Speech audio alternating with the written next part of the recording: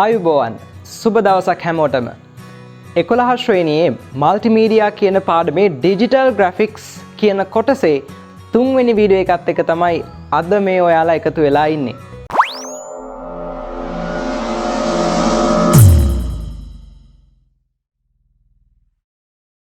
අද අපි කතා කරන්න සූදානම් වෙන්නේ GIMP වලින් මෙන්න මේ විදිහට ටෙක්ස්ට් ෆෝමැටිං කරන්නේ කොහොමද කියන එක ගැන.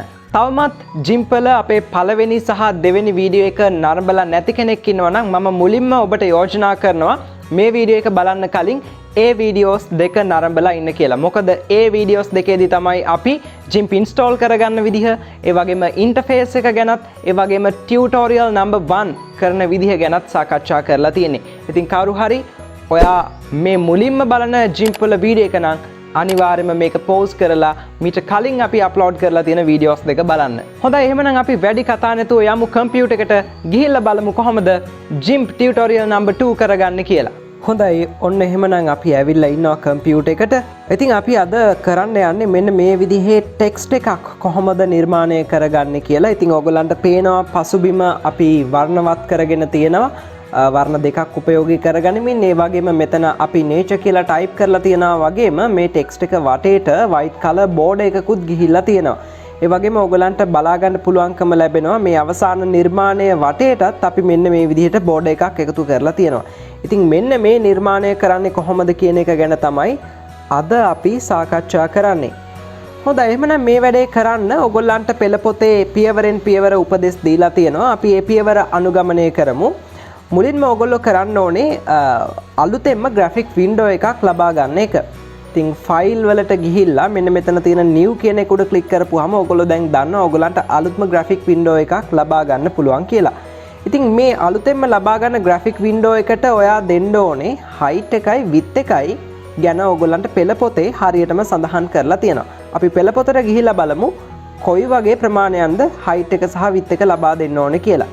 හොඳයි පළවෙනි පියවරේදී GIMP මෘදුකාංගය විවෘත කරගන්නත් අනතුරුව දෙවෙනි පියවරේදී අලුතෙන්ම graphic window එකක් ලබාගෙන ඒකේ width එක සහ height එක පළල 640ක් විදිහටත් උස 400ක් විදිහටත් pixel කියන measurement unit එකෙන් අපි ලබා ගත යුතු වෙනවා. එහෙනම් අපි මෙන්න මේ ප්‍රමාණයන් දැන් GIMP වලින් ඇතුළත් කරමු. 640ත් 400ත්. හරි. ඔන්න මම width එක 640ක් විදිහට ලබා දෙනවා. ඒ වගේම 400ක් විදිහට මම height එක ලබා දෙනවා. pixel කියන measurement unit එක තමයි තියෙන්නේ. ඉතින් ඔබ ඒ ප්‍රමාණයන් ලබා දුන්නම height එක width එක ලබා දුන්නායින් පස්සේ ඔයගොල්ලන්ට මෙන්න මේ විදිහට අලුතෙන්ම graphic window එකක් විවෘත වෙලා තියෙනවා. බලා ගන්න පුළුවන්කම ලැබෙනවා. දැන් අපි මුලින්ම කරන්න ඕනේ මේකේ පසුබිම අපේ නිර්මාණයේ තිබුණ ආකාරයට මෙන්න මේ විදිහට වර්ණවත් කරගන්න එක. ඉතින් මෙන්න මේ විදිහට පසුබිම සකස් කරගන්න නම් අපි පසුබිමේ වර්ණ හදා ගන්න ඕනේ. ඉතින් මෙන්න මේ දේ කරන්න ඔයාලා කරන්න ඕනේ මෙන්න මෙතන දීලා තියෙන foreground color එක සහ background color කියන මෙන්න මේ colors දෙක ඒ අදාළ වර්ණ වලට වෙනස් කරගන්න එක. ඉතින් ඕගොල්ලන්ට මේ foreground color එක සහ background color එක වෙනස් කරගන්න ඕනේ කොයි ආකාරයෙන්ද කියන එක පිළිබඳව ඒ පියවරයන් වල දීලා තියෙනවා. අපි මේ පියවරයන් උදව් කරගෙන මේ වර්ණ ඒ ආකාරයෙන්ම සකස් කරගනිමු. මුලින්ම අපිට පුළුවන් මෙතන මේ තියෙන foreground color එක උඩ click කරන්න. click කරායින් පස්සේ අපිට පුළුවන් මෙන්න මේ color box එක පාවිච්චි කරලා අපිට අවශ්‍ය විදිහට color එක හදාගන්න. අපිට පුළුවන් simply අපේ mouse point එකෙන් අපිට අවශ්‍ය color එක උඩ මෙහෙම click කරන්න.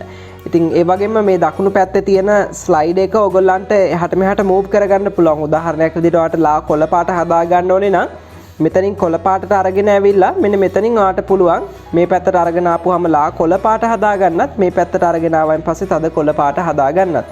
නමුත් අපිට අපේ පොතේ දීලා තියෙන පාට ඒ විදිහටම ලබා ගන්න අවශ්‍ය නිසා පොතේ අපිට මේකට HTML notation එක දීලා තියෙනවා. ඇත්තටම මේ HTML notation එක කියලා කියන්නේ color එක අපේ කම්පියුටර් එකේ represent කරන code එක. ඉතින් මෙන්න මේ code එක මෙන්න මේ HTML notation එක අපි හරියටම ලබා දුන්නොත් GIMP වලට අපිට පුළුවන්කම ලැබෙනවා මේ දීලා තියෙන වර්ණ ඒ විදිහටම ලබා ගන්න. ඉතින් අපි මෙන්න මේ විදිහටම මේ HTML notation ලබා දීලා ඒ වර්ණම ලබා ගනිමු. ඉතින් මුලින්ම මෙන්න මේ වර්ණයට අදාළ HTML notation එක විදිහට ඔයගලන්ට දීලා තියෙනවා 29යි C 89යි C කියන මෙන්න මේ HTML notation එකයි. මම නැත්තම් මේකට අපි hexadecimal code එකක් කියලාත් කියනවා. ඉතින් මේ HTML notation එක දැන් අපි ලබා දෙමු. 29යි C 89යි C. මම GIMP වලට ගිහිල්ලා මෙන්න මේ HTML notation එක ඇතුළත් කරනවා. 29යි C 89යි C. හරි. ඔන්න මම ඕකේ කරපුවාම ඔයගලන්ට දැක ගන්න පුළුවන් වෙනවා GIMP වල ඒ වර්ණයම අපිට ලැබිලා තියෙනවා අපේ foreground color එක. දැන් අපි background color එක උඩත් එකපාරක් ක්ලික් කරමු. එතකොට අපේ background color එක setup කරගන්න අපිට මෙන්න මේ window එක open වෙලා එනවා. මෙතනට අපි background color එකට අදාළ HTML notation එක දැන් ලබා දෙමු. E32.16යි A කියන color code එක තමයි අපි ලබා දෙන්න ඕනේ. E32.16යි A. මම මෙන්න මේ HTML notation එක ලබා දෙන්නම්. E32.16යි A. හරි. ඉතින් ඔයගලන්ට පේනවා අපි මෙන්න මේ HTML notation එක ලබා දීලා enter key එක press කරොත් හරියටම මෙන්න මේ color එක අපිට දැන් ලැබිලා තියෙනවා. දැන් අපි okay කරපුවාම අපිට දැක ගන්න පුළුවන්කම ලැබෙනවා. අපේ foreground color එකත් background color එකත් අපිට අවශ්‍ය විදිහට setup වෙලා තියෙනවා. දැන් ඔයාලට කරන්න තියෙන්නේ tool box එකට ඇවිල්ලා tool box එකේ තියෙන මෙන්න මේ gradient tool කියන tool එක තෝරගන්න එක. gradient tool එක තෝරගත්තායින් පස්සේ ඔයගලන්ට පුළුවන් ඔයගලන්ගේ graphic window එක උඩට mouse point එක අරගෙන එන්න. දැන් ඔයගලන්ට කරන්න තියෙන්නේ ඔයගලන්ගේ graphic window එකේ වම් කෙළවරේ ඉඳලා දකුණු කෙළවරට මෙන්න මේ විදිහට line එකක් ඇඳගෙන යන එක. click කරලා drag කරගෙන ගියා නම් ඔයාලට මෙන්න මේ විදිහේ line එකක් ඇඳ ගන්න පුළුවන්. දැන් ඔයාලට පුළුවන් mouse button එක release කරන්න. release කරායින් පස්සේ ඔයාලට දකින්න ලැබෙනවා අර අපේ පොතේ තිබ්බ නිර්මාණයේ විදිහටම පසුබිම සකස් වෙලා තියෙනවා. හොඳයි. ඉතින් මෙන්න මේ විදිහට පසුබිම සකස් කරගත්තයින් පස්සේ අපිට කරන්න තියෙන්නේ අපේ අර nature කියලා අපි type කරපු text එක type කරන එක. ඉතින් ඔයගොල්ලෝ දන්නවා මොනවා හරි අපිට type කරන්න ඕනේ නම් GIMP වලදී අපිට ඒකට පාවිච්චි කරන්න තියෙන tool එක තමයි මෙන්න මේ text tool එක. අපිට පුළුවන් text tool එක උඩ වරක් click කරන්න. click කරායින් පස්සේ ඔන්න දැන් text tool එක select වෙලා තියෙන්නේ. අපිට පුළුවන් මේ පහළ තියෙන option bar එකට ගිහිල්ලා අපිට අවශ්‍ය විදිහට මේකේ option සකස් කරගන්න. ඒ කියන්නේ අපි මොනවා හරි type කරනවා නම් අපි type කරන font එක වෙනස් කරගන්න, එතකොට font size එක වෙනස් කරගන්න, font color එක වෙනස් කරගන්න, මෙන්න මේ වගේ දේවල් වෙනස් කරගන්න ඔයගලන්ට option bar එක පාවිච්චි කරන්න පුළුවන්. මම text tool එක select කරලා option bar එකට ගිහිල්ලා මෙන්න මෙතන තියෙන font ඒ වගේම font sizes මට අවශ්‍ය විදිහට සකස් කරගන්න ඕනේ. පෙළ පොතේ ඕගොල්ලන්ට මෙන්න මේකට අදාළ උපදෙස් ටික දීලා තියෙනවා. ඔයගොල්ලෝ අනිවාර්යයෙන්ම type කරන අකුරු වර්ගය නැත්නම් font style එක Gill Sans Ultra Bold කියන මෙන්න මේ font එක පාවිච්චි කරන්න ඕනේ. ඒ වගේම අකුරු වල ප්‍රමාණය 72ක් font size එක 72කට ඔයගොල්ලෝ වැඩි කරගන්න. ඒ වගේම වර්ණය කළු විදිහට ඔයගොල්ලෝ තෝරන්න. හරි. ඒ සැකසුම් කරන්නේ මේ විදිහට අපි GIMP වලට ඇවිල්ලා මෙන්න මෙතන මේ font style එක select කරන්න තියෙන තැන අපි Gill Sans කියලා අපි type කරනකොට අපිට මෙන්න මේ නමින් තියෙන fonts ටික මෙතනින් පෙන්නනවා. අපිට පුළුවන් අපිට අවශ්‍ය font එක ඒ list එකෙන් select කරන්න. ඒ වගේම font size එක 72කුත් color එක black විදිහටත් ඔයගොල්ලෝ වෙනස් කරන්න ඕනේ. ඔයගොල්ලෝ මේ color එක උඩ එකපාරක් click කරපුවාම මෙන්න මේ color box එක මෙතනින් open වෙලා එනවා. දැන් ඔයාලට පුළුවන් මේ point එක මේ විදිහට පල්ලෙහාට drag කරගෙන එන්න. එතකොට ඔයාලට පෙන්නයි HTML notation එක 0.0.0.0.0 විදිහට ඒ කියන්නේ black color එක විදිහට. දැන් ඔයා okay කරන්න. දැන් ඔයාලට පේනවා ඔයාගේ foreground color එක black විදිහට change වෙලා තියෙනවා. ඒ වගේම ඔයා මොනවා හරි type කරොත් මෙන්න මේ color එකෙන් තමයි type වෙන්නේ. හරි එහෙමනම් දැන් ඔන්න අපි graphic window එක උඩට ඇවිල්ලා එකපාරක් click කරනවා. click කරායින් පස්සේ ඔන්න දැන් අපිට type කරන්න පුළුවන්. මම capital letters වලින් nature කියලා type කරනවා. දැන් අපි move tool එක ආධාරයෙන් අපිට පුළුවන් මේක අපේ graphic window එකේ හරි මැදට මේ විදිහට අරගෙන එන්න. ඔන්න දැන් මම මැදට අරගෙන ආවා මේ nature කියන text එක. හරි ඔන්න දැන් පසුබිම අපිට අවශ්‍ය විදිහට සකස් කරගෙන තියෙනවා. ඒ වගේම nature කියන එකත් අපි type කරගෙන තියෙනවා. දැන් ඊළඟට අපි කරන්න ඕනේ මෙන්න මේ nature කියන text එක වටේට සුදු පාටින් border එකක් දාන එක. මේ විදිහට border එකක් දාන්න නම් ඕගොල්ලන්ට පියවර කිහිපයක් අනුගමනය කරන්න සිද්ධ වෙනවා. ඒකට ඕගොල්ලෝ මුලින්ම කරන්න ඕනේ අලුතෙන්ම layer එකක් ගන්න ඕනේ. ඉතින් මෙන්න මේ layer palette එකට ආවයින් පස්සේ ඕගොල්ලන්ට පේනවනේ දැන් layer palette එකේ background layer එක ඒ වගේම nature layer එක විදිහට layers දෙකක් තියෙනවා. ඉතින් මෙන්න මෙතනට තවත් අලුත් ලේයර් එකක් එකතු කරගන්න. අලුත් ලේයර් එකක් එකතු කරගන්න නම් ඕගලන්ට පුළුවන් ඊට පහලින් තියෙන මෙන්න මේ බටන් එක උඩ ක්ලික් කරන්න. ක්ලික් කරායින් පස්සේ ඕගලන්ට මෙන්න මේ විදිහට අලුතෙන් ලේයර් එකක් ඕපන් කරගන්න එන වින්ඩෝ එක ඕපන් වෙනවා. මෙන්න මෙතනින් ඔයාලට පුළුවන් අලුතෙන් ලබා ගන්න ලේයර් එකට නම විදිහට ටෙක්ස්ට් බෝඩ් කියලා මේ මම ලබා දීලා තියෙන විදිහට ලබා දෙන්න. ලබා දීලා මෙතනින් ඕකේ කරන්න. අනිත් සැකසුම් මොනවත් වෙනස් කරන්න අවශ්‍ය වෙන්නේ නැහැ. හරි දැන් ඔයගලන්ට පේනවා මෙතනින් අලුතෙන්ම ලේයර් එකක් ඇවිල්ලා තියෙනවා ටෙක්ස්ට් බෝඩ් කියලා. මෙන්න මේ ටෙක්ස්ට් බෝඩ් කියන ලේයර් එක අපි nature කියන ලේයර් එකට පහළට අරගෙන එන්න ඕනේ. ඒ කියන්නේ ටෙක්ස්ට් බෝඩ් කියන ලේයර් එක හරියටම background layer එකත් nature කියන layer එකත් මැද තමයි තියෙන්න ඕනේ. ඒකට අපි කරන්න ඕනේ මෙන්න මේ text board කියන layer එක select කරලා මෙන්න මෙතන මේ පහළට move කරන මේ බටන් එකට එකපාරක් click කරන එක. එතකොට ඔයාලට පේනවා nature කියන text එක උඩට ඇවිල්ලා text board කියන layer එක පහළට යනවා. හරි. දැන් ඔයාලට පුළුවන් මෙන්න මේ nature කියන text එක උඩ එකපාරක් click කරන්න. click කරලා මේක උඩ නැවතත් right click කරන්න. right click කරලා මේ එන menu එකේ ඔයාලට දකින්න හම්බ වෙනවා option එකක් තියෙනවා alpha to selection කියලා. මෙන්න මේ alpha to selection කියන option එක උඩ දැන් ඔයා click කරන්න. click කරායින් පස්සේ ඔයාලට දකින්න ලැබෙනවා ඔයාගේ text එකේ වටේට මෙන්න මේ විදිහට selection එකක් දැන් ඇවිල්ලා තියෙනවා. text එක වටේට selection එකක් ඇවිල්ලා තියෙනවා. දැන් ඔයා මෙන්න මේ selection එක pixel දෙකක් grow කරගන්න ඕනේ. ඒක කරන්න නම් ඔයාලට කරන්න තියෙන්නේ select menu එකට යන්න. select menu එකට ගිහිල්ලා මෙන්න මෙතන තියෙන grow කියන එක උඩ click කරන්න. grow කියන එක උඩ click කරායින් පස්සේ grow කරන්න ඕනේ කොච්චර pixel ගානකින්ද කියලා ඔයාලට ලබා දෙන්න පුළුවන්. අපි මෙතෙන්ට අගය දෙකක් තමයි ලබා දෙන්න ඕනේ. දෙකක් විදිහට ලබා දීලා okay කරන්න ඕනේ. එතකොට ඔයාලට දකින්න ලැබෙයි ඔයාගේ selection එක pixel දෙකකින් grow වෙලා තියෙනවා. දැන් ඔයා layer palette එකට ඇවිල්ලා text board කියන layer එක උඩ එකපාරක් click කරන්න.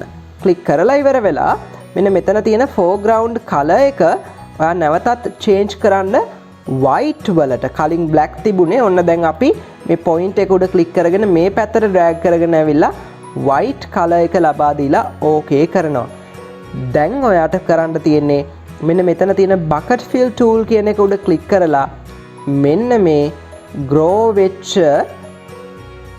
selection එක උඩ එකපාරක් click කරන එක. එතකොට ඔයාලට දකින්න ලැබෙනවා ඔයාගේ text එක වටේට මේ විදිහට border එකක් ඇවිල්ලා තියෙනවා.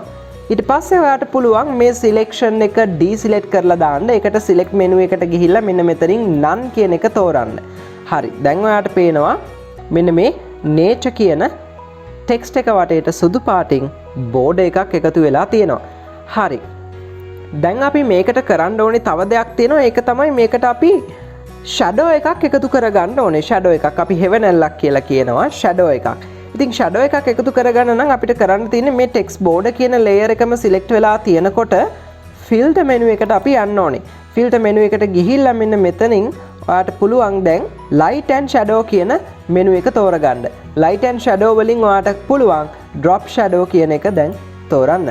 ඉතින් මෙන්න මෙතනට අපි drop shadow එක තෝරගත්තායින් පස්සේ මෙතනට අපි ලබා දෙන්න ඕනේ අගයන් අපේ පෙළ පොතේ විස්තර කරලා තියෙනවා. අපි චුට්ටක් පහළට ඇවිල්ලා බලමු පෙළ පොතේ අපිට කොයි වගේ ප්‍රමාණයක්ද ලබා දෙන්න කියලා තියෙන්නේ කියලා. ඉතින් x වල අගය 8ක්, y වල අගය 8ක්, ඒ වගේම blur radius එක 15ක්, color එක black, opacity එක 60ක් මෙන්න මේ වගේ අගයන් ලබා දීලා තියෙනවා. ඉතින් අපිට පුළුවන් GIMP වලට ඇවිල්ලා ඒ අගයන් ඒ විදිහට ලබා දෙන්න. මම මෙතන ඩබල් ක්ලික් කරලා 8ක් විදිහට ලබා දීලා enter key එක press කරනවා. එතකොට ඔයාලට දකින්න හම්බ වෙනවා මේ විදිහට 8 කියන අගය x සහ y වලට ඇවිත් තියෙනවා. ඒ වගේම මේකේ blur radius එක විදිහට අපිට 15 කියන අගය තමයි ලබා දෙන්න අවශ්‍ය වෙන්නේ. මම මෙතන blur radius එකට 15 කියන අගය ලබා දෙන්නම්. ඩබල් ක්ලික් කරලා 15 ලබා දීලා enter key එක press කරා නම් හරි. blur radius එක 15ක් විදිහට ලබා දීලා color එක black විදිහට දැන් මෙතනදී තියෙනවා. opacity එක දැන් අපිට තියෙන්නේ ප්‍රමාණයක් මේ විදිහට වැඩි කරන්න. එතකොට ඔයගලන්ට දකින්න ලැබෙනවා මේක පිටුපසින් මේ විදිහට shadow එකක් එනවා දකින්න ලැබෙනවා. ඉතින් ඔන්න ඔය ආකාරයේ කුඩා shadow එකක් අපි නිර්මාණය කරගත්තා නම් හරි. ඔන්න මම දැන් මේකට ගැලපෙන shadow එකක් නිර්මාණය කරගෙන තියෙනවා. දැන් අපි okay කියන එක උඩ click කරමු. හරි. දැන් ඔන්න අපේ ටෙක්ස්ට් එක ෆෝමැටින් කරපු වැඩේ සම්පූර්ණයෙන්ම කරලා ඉවරයි. ටෙක්ස්ට් එක ටයිප් කරලා වටේට බෝඩර් එකක් දාලා ෂැඩෝ එකකුත් අපි එකතු කරගත්තා. දැන් අපිට කරන්න තියෙන්නේ අපේ නිර්මාණය අවසන් කරන වැඩේ. ඉතින් නිර්මාණය අවසන් කරන්න නම් අපිට පුළුවන්කම තියෙනවා මේ සම්පූර්ණ නිර්මාණය වටේට බෝඩර් එකක් එකතු කරගන්න. ඉතින් සම්පූර්ණ නිර්මාණය වටේට බෝඩ් එකක් එකතු කරගන්නේ කොහොමද කියන එක ගැන දැන් ඕගොල්ලෝ දන්නවා. කලින් වීඩියෝ එක බලලා තියෙනවා නම් කවුරු හරි කලින් වීඩියෝ එක බලලා නැත්නම් අනිවාර්යයෙන්ම බලන්න කලින් වීඩියෝ එක. ඒ වීඩියෝ එකේදී බෝඩ් එකක් දාන විදිහ ගැන මම කියලා දීලා තියෙනවා.